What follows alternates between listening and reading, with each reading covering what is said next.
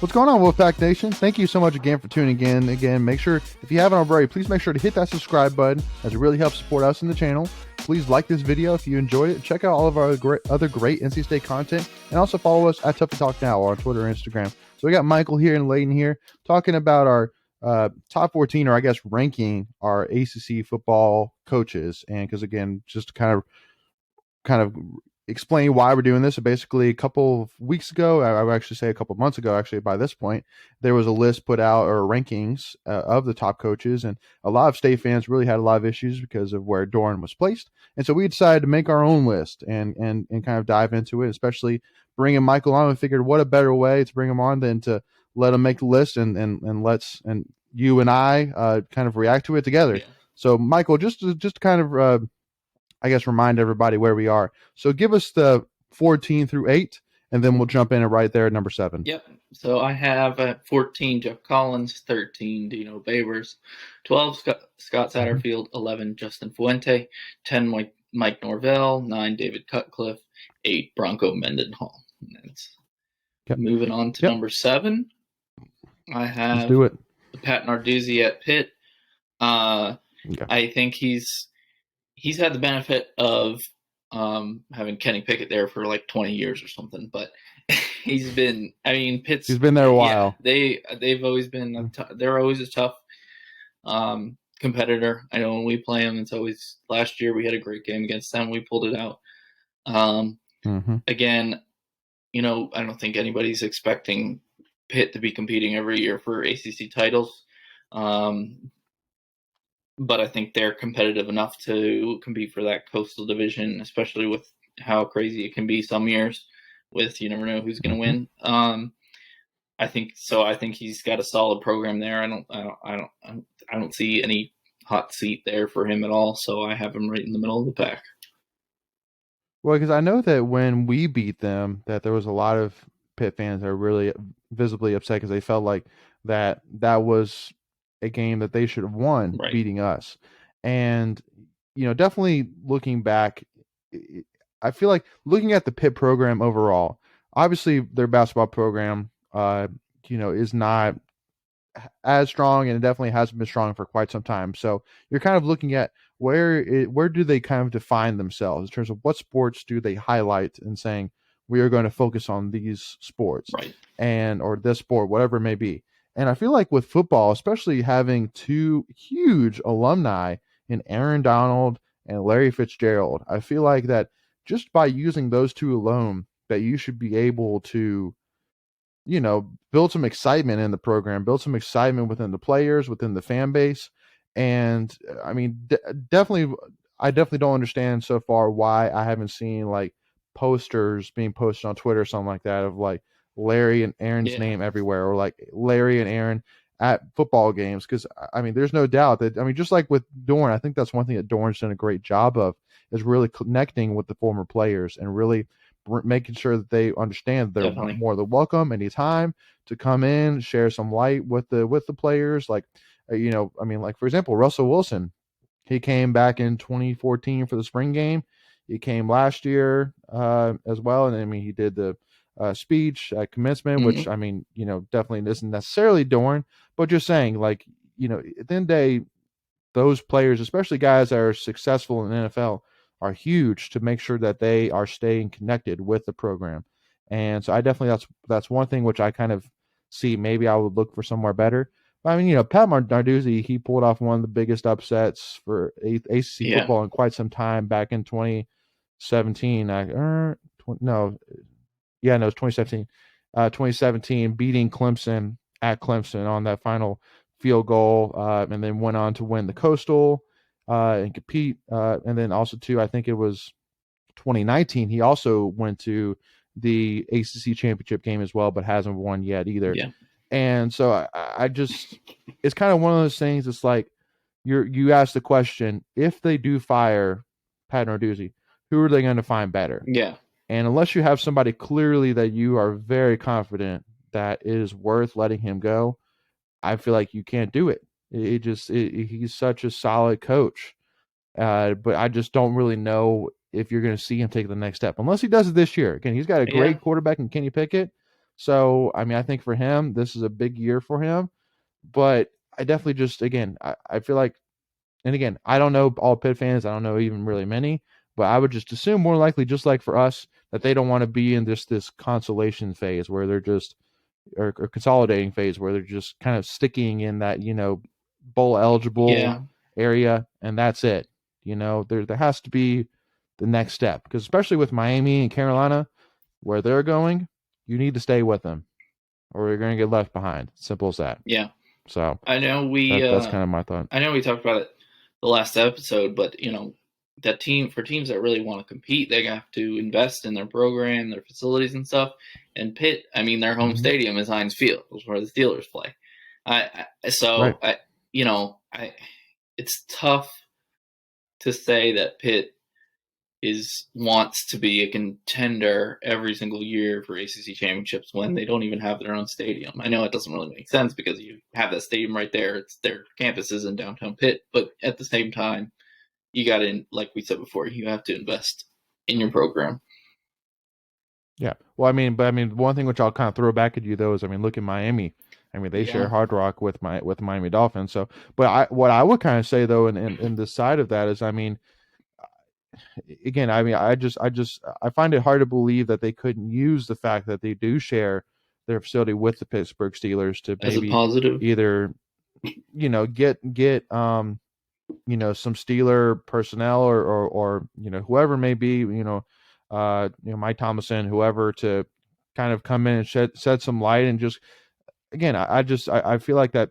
Yeah, it is a negative because the fact they're never going to more than half fill their stadiums Yeah, for home football games. But I feel like there's got to be there's got to be some positives in terms of the fact that it is a pro football stadium. So, that's if true. you are looking to go to the NFL level, you get to come to Pitt and play in a place where if you do go to NFL, you get to play in a place like this, every Sunday. Yeah, And so James Conner went to Pitt and then got drafted by the Steelers. So another, yeah, and that's that's a third name I didn't even think yeah. of. Yeah, Aaron Donald, Larry Fitzgerald, and James Conner. Mm-hmm. So we'll see. But anyway, so jumping on to number 6, who you got? 6, I have Manny Diaz at 6, which I don't know, may seem low to some people, but I feel like he's kind of underperformed at Miami.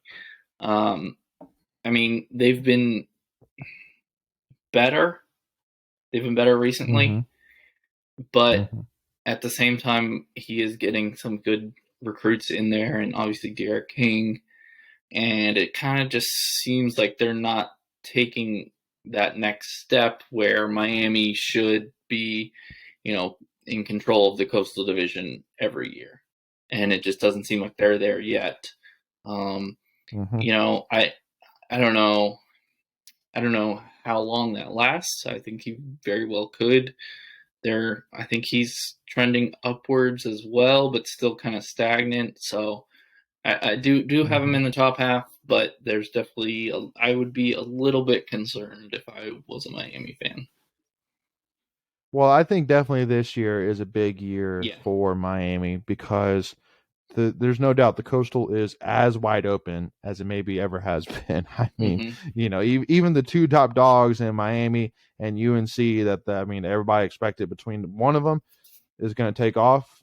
It definitely could have been that Miami lost to Alabama like they did, and then it could have been possibly that maybe UNC crushes Virginia Tech, and then it's like, okay, I know this is UNC's game, but now it's still clear that still is, Yeah. as they still have the There. possibility to win the Coastal, and I feel like with the De'Aaron King, who is arguably, at least just by game starting perspective, the most experienced college football player in the current day college football era. I feel like that you have to produce with him. Yeah. You can't let a guy like that go. Now, I would say the same thing about Carolina with Sam Howell. You can't necessarily let a guy like that go either. But I also, again, it kind of comes back to two things that go through my head. First of all, you took over for a coach like Mark Richt, who is, definitely going to be in the college football Hall of Fame Hmm. one day. A great coach and had a great year, even at a great shortish Yeah. tenure at Miami. And so it's definitely a tough spot to take over. but I also too feel like that he's kind of still a little bit unproven. He's definitely done well so far, Mm-hmm. but I still feel like he hasn't necessarily solidified himself yet at Miami yet. But I definitely see whether if Miami can win the Coastal this year, then I think that if whoever gets to the championship game between Carolina and Miami, who I presume one of the two of Yeah. them will be the ones that win the Coastal, they have a very good shot, or they have a good shot at winning the ACC championship this year, whether they face Clemson or us or whoever it may be. Just basically saying that again, Clemson being slower is a positive for whoever can take over because I mean, unless it's Carolina, which I mean, there's no way that I would ever cheer for Carolina to win the ACC championship. No. But if like Miami makes it there, I definitely might cheer for Miami to win over Yeah. Clemson just to finally get some new blood in there, have somebody else besides Clemson. And so, and that would be huge. I mean, I do truly feel that if Manny Diaz can pull that off and win the ACC title this year, he's there for the long haul. Yeah. Simple as that. Yeah. So, before we continue, I want to take a quick second to tell you about our sponsor, Flatlands Jessup Insurance Group, that has your whole world covered, with agents in 5 offices throughout eastern North Carolina to help you decide how much coverage you need. Offering policies for home and auto, recreational vehicles, commercial, crop, health, life, and employee benefits. They are able to combine options to find a comprehensive solution that works for you. Flatlands Jessup protects the things you love so you can spend less time worrying and more time enjoying them. Find them on Facebook and Instagram at Flatlands Jessup. You can also visit their webpage at www.flatlandsjessup.com. So please make sure to go and check them out. So, all right, number 5, and I'm assuming I'm going to be hearing a certain name here soon, but I don't know. Maybe you'll surprise me. At 5, I have Dave Clawson at Wake Forest at 5. Okay. I think he's also been there only a couple of years now. I think he's done pretty well with that team. He's gotten some good recruits. I mean, Jakari Robertson, he's going to be a top 10 receiver in the country this year. Sam Hartman's a solid quarterback. I mean, Wake Forest, I think they are the smallest Power 5 school. They're definitely about 8,500 students, which is ridiculously small. And so, obviously, when you have a small school like that, you don't have as big as an alumni base. You don't have as much, booster money coming in. So I think what he's done there, he's with Wake, and getting the recruits he has, I have him at 5 and definitely trending upwards as well. I feel like Dave Clawson, I've been thinking all day in terms of what kind of a metaphor would I use to describe Dave Clawson. I feel like that, I kind of thought of it this way. So Dave Clawson, I feel like is kind of like a homemade wine, and you're trying to figure out how good of a wine it is. And so what you do is you cook, you make some, let's say some pasta with it, and you're trying to use that to kind of evaluate how good your wine is. But at the end of the day, you're not going to be able to really understand how good it is until you really try it in the way that's meant to be, by trying to get, in the peak condition or the peak circumstances. And because what I'm kind of trying to explain is that basically Dave Clawson, I feel like honestly, he could be one of the, I would maybe put him at possibly having the ceiling of being maybe a top 20 coach in college football, because of the fact that, I mean, again, it's kind of one of those things that kind of the same thing with Cutcliffe, that he's doing the best with what he's got. Yeah. And I feel like that for him to do what he's done with Wake Forest year after year, being competitive, getting to bowl games, competing for an Atlantic title against, one of the toughest divisions, that has been around recently in college football, with competing against Clemson and us and the Florida States and, you name it. And to bring in the names that he has recruiting wise. I mean, he's done really well recruiting with a program that, let's be real. I mean, they have they have speakers that are attached to their band, and their students section is obviously less than ideal, and just football tradition wise is not really exciting. But I mean, he's done amazing jobs. And again, we've said it multiple times that it is shocking to us that another Power 5 school has not called him yet. Yeah. How he has not gotten called yet, I don't know. Unless he's literally said, I'm staying at Wake Forest. Yeah, maybe he if likes he does, it there. good for him. but I mean, I just feel like that we have not seen even close to his ceiling yet in terms of what he could do with actual funds and support. So, I agree with that. Hope that metaphor kind of is a Hmm. little bit. I did my best job I could with it, but I mean, again, basically what I'm trying to explain is we have not truly seen how good this homemade wine is in Dave Clawson yet. I feel like from the circumstances that he's been provided, simple as that. So, number 4, who you got? I've got Dave Doeren at number 4. Um, There we go. Okay. uh, Yeah. obviously, he's, I don't know. I could say a million things about Doran, but Yeah. he's been Yeah. solid. Obviously doesn't have the signature wins that we all would like him to have, but Yeah. he's been pretty much getting better every year. I know 2019, 3-9 year, but we get decimated by injuries in that year. And then last year, basically, I don't know about you, I did not have very high expectations last year. Obviously, it was COVID year, and um, quarterback situation wasn't entirely clear. And then we got Devin Leary playing, and we were playing well. And then he got hurt, and to go 8-4 last year, I think was an amazing accomplishment for him. Mm-hmm. Recruiting wise, obviously now that Mac Brown has taken over Carolina, he's doing really well there. But before that, Doeren was dominating the in-state recruiting, Yeah. and he's still getting solid players. We're just having Yeah. it's a higher competition now with Mac Brown at UNC, but I've got him at 4. Yeah. Well, and again, the biggest thing, and again, I'm like you, I could say a million things Yeah. about Doran, but the biggest thing, which I will say, is I think he's done a great job of adjusting to the situation that he's in. And there's two specific examples I can bring up. So first of all, when it comes to actually assistant coaches, one of the things that I can't remember who it was. I think it was Garrett Bradbury we interviewed back on our third episode a long time ago. And one of the things he said in there was that Doran told him that when assistant coach leaves, he goes and finds somebody even as good, if not better, than the one that just left.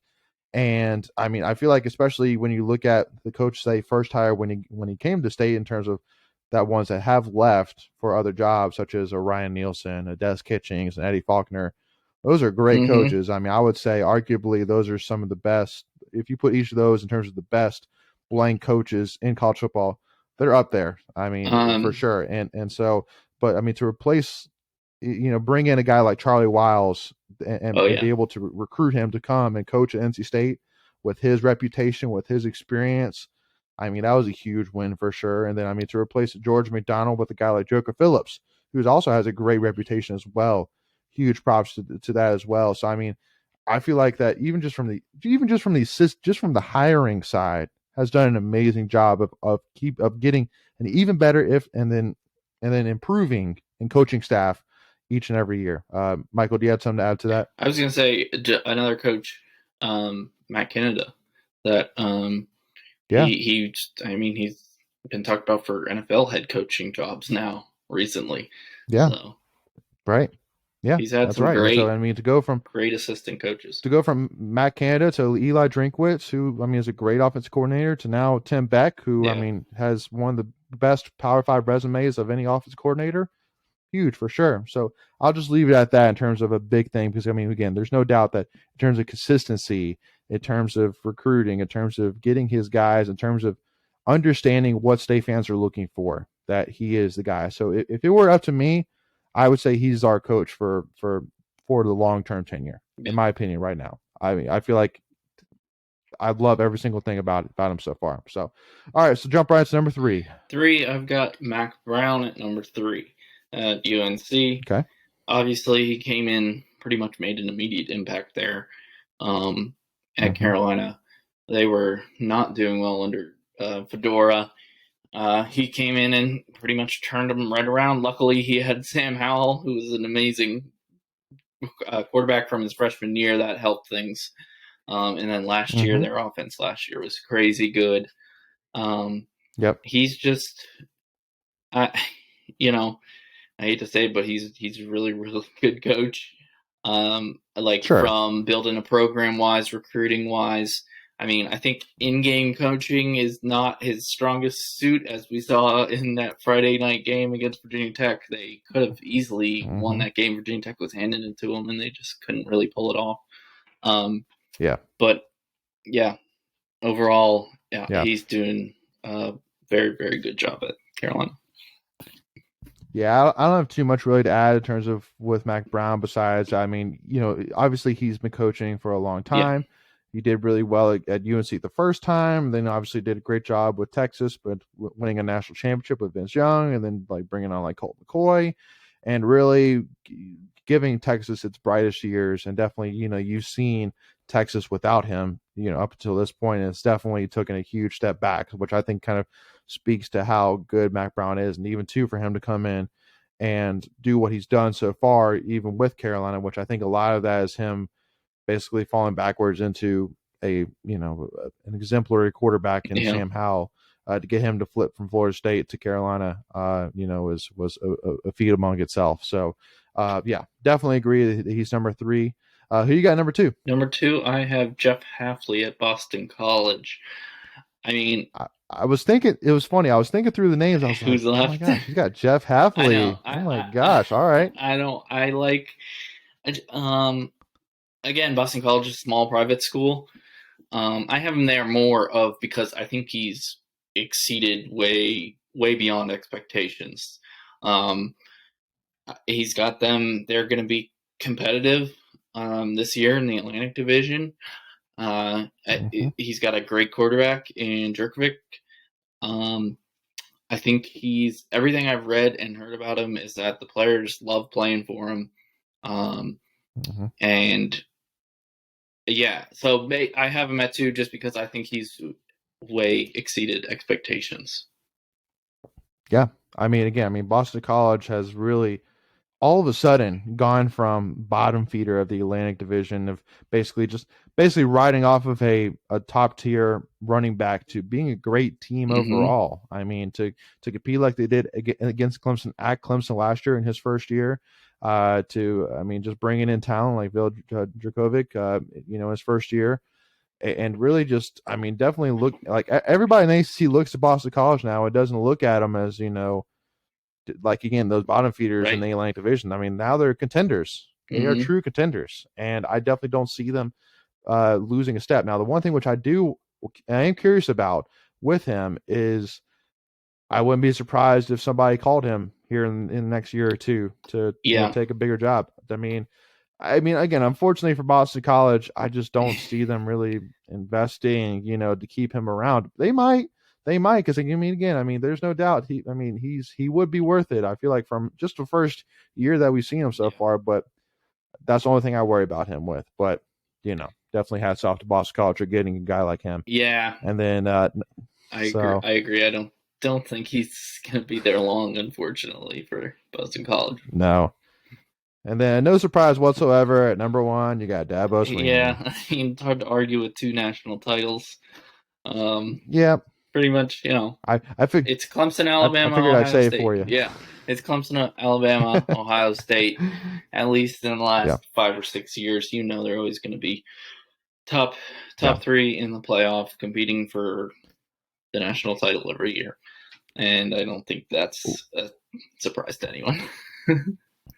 Well, and again, because the biggest thing which still stands out to me when I think about Dabo is, again, how he basically got brought in originally as a wide receiver coach, Mm-hmm. and then he got given the reins of being the full-time head coach and getting the opportunity. So I definitely, kind of think to myself when the AD originally hired him, like what was going through his head, like what sold him on to give him the reins, and even because obviously even the AD himself, there's no way he would have expected what has gone on with the program. There's no way. So it still just baffles me that again, it's not like he was a coordinator. It's not like he was a head coach or like a group of 5 school. He was a wide receivers coach, and then he got given the head coaching job to a Power 5 school in the ACC. I know.